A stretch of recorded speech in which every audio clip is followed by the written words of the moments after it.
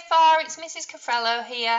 This week in school it was going to be Art Week, so I'm recording this lesson for you. Hopefully you'll still be able to do something arty at home, okay?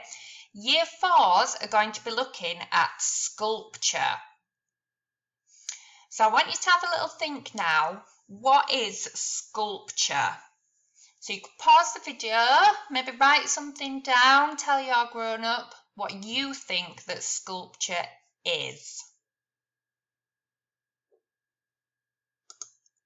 Sculpture is three-dimensional artwork. Okay, so just like we've already looked at in class, doing our 3D drawings, this is more 3D modelling. Okay, so have a look at these 3D sculptures that artists have created. Have a think about what you like about each one, what materials that they've used to make it. What does each sculpture mean to you? Pause the video, have a good look at the pictures and have a little think about what you like about these sculptures. Sculpture can be made by shaping solid materials, okay? You can make sculptures out of almost anything, so it doesn't have to be a solid material, but these are some examples of artists that have used solid materials. So take a look at these pictures and see if you can work out what materials the artists have used to create their sculptures. Okay, I'll just give you a little second to have a look at each picture, see if you can work out what material has been used.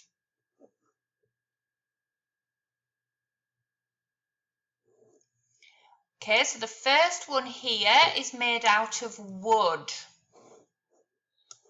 This one has been made out of clay. This one has been made out of metal. This one has been made out of stone, and this one has been made out of ice. Might be able to do one of those ourselves soon if this cold weather keeps happening. So sculptures can be used by shaping solid materials, okay? Or it can be used by putting different materials together. Have a look at these pictures and see if you can work out what the artists have used to make these sculptures. So take a look at the dog first. What materials can you see that have been put together to create the sculpture of the dog? Okay, I can see some plastic pegs. I can see some toys. The ears look like they might be made out of leather or rubber. And have a look at the eyes. What are the dog's eyes made out of? So there's lots of different materials there put together to create that sculpture. And then the elephant looks like it's made out of electrical appliances. I can see some televisions. What else can you see that makes up the elephant? What can you spot that the artist has put together to create that sculpture? Pause the video and have a look, see what else you can spot on the dog and the elephant. Often sculptures are about the human body. So looking at these sculptures, have a think about what materials the artist has used to create the sculptures. And if you can see, they all represent the human body in some way. Okay, they're all very different, but you can tell that each one represents the human body in some way. So often sculptures are about the human body, but they can also be about just about anything. Okay, these sculptures by Claes Oldenburg represent food. Okay, have a look at the apple core. It's big enough for that girl to fit inside. I wonder what material he's used to make that sculpture. Wonder if you can figure it out. Or the sandwich, it looks like the material used, it could be some kind of rubber or plastic. Really big sandwich sculpture. So it doesn't have to be about the human body, it can be about just about anything. Sculptures are usually quite large. So this sculpture here is called the Angel of the North, and it's in England as you're driving up towards Newcastle. It's so big that you can see it from the motorway. And if you look at the people looking at it in the picture, look how small those people look compared to the huge sculpture next to them. Can you work out what the artist Anthony Gormley has used to create that sculpture? What do you think that he's made the Angel of the North with? So sculptures are usually really big, but they can also be tiny. Have a look at these ones. The one at the top looks like a family inside the eye of a needle. If you can imagine how tiny a needle is, and the eye of the needle, so that's really, really tiny.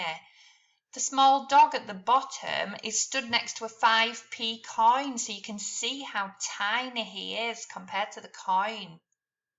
And then the one here looks like he's stood on top of a cork from a bottle.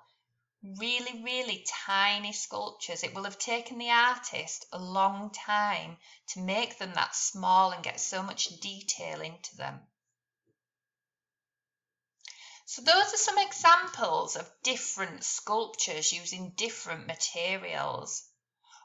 What I want you to think about now is, do you think that you need to be a good painter or drawer to be a good sculptor? Okay, so do you think that you need to be really good at drawing and painting to be able to create a good sculpture? What do you think? Tell your grown-up. I don't think that you do really. I think that all you need to be a good sculptor is lots and lots of imagination. Okay, take a look at this photo. The girl here has used some rolled up newspaper to make some sticks, and then it looks like she's using her sticks to put together to create an even bigger sculpture. I wonder what her sculpture's going to be. And sculptures can be made out of almost anything. Have a think about what you've got around your house that you could possibly make a sculpture with. Okay? Those people have used sand to create a sculpture, but you can use absolutely anything, some recyclable materials in your house. So those are some examples of some sculptures. Okay, we're going to have a quick look now at two famous sculptors. Okay, one of my favourite sculptors is Ronald Hazumi. Okay, and he's from West Africa. There's some information about him here, and it will also be on the blog if you want to read through it. He's famous for using jerry cans for fuel. Okay, so where he lives, there's lots and lots of jerry cans that get tossed to the side when they've been used. So he recycles them to create different faces. And I think some of these look really, really cool. You might be able to Google him later and see if you can see some more of the sculptures that he's created. Another famous sculptor is Barbara Hepworth, and she was born quite close to where we live. She was born in Wakefield, which is not too far from Sheffield, and lots of her sculptures are on show in the Yorkshire Sculpture Park in Wakefield. The information about her is also on the blog if you want to have a read about her, or you could do some Googling and see if you can do your own research. I hope you've enjoyed today's lesson, and what I want you to do now is one of these things. Okay, so you could research a famous sculptor. You might want to have a look at Ronald Hazumi because some of his sculptures are really, really cool. Or you might want to have a look at a different one. Okay, see what you can find out about different sculptors. Another task you could do is create a sculpture. Have a think what scrap materials you might have in your house that you can use. Remember, all you need is imagination. You could make absolutely anything. Another task that you could do is use your pencil and paper to draw a famous sculpture. So it could be one of the ones that we've looked at today. You could go back in this video, pause the video and see if you can sketch a sculpture from the video. Or why not Google different sculptures and see if there's an even better one that you could find that you want to draw. Okay, so that's your task. You can pick one, or you can do 2 or 3. It's completely up to you. Okay, when you've done your task, email your work to us at year4@hucklow.sheffield.sch.uk. Good luck!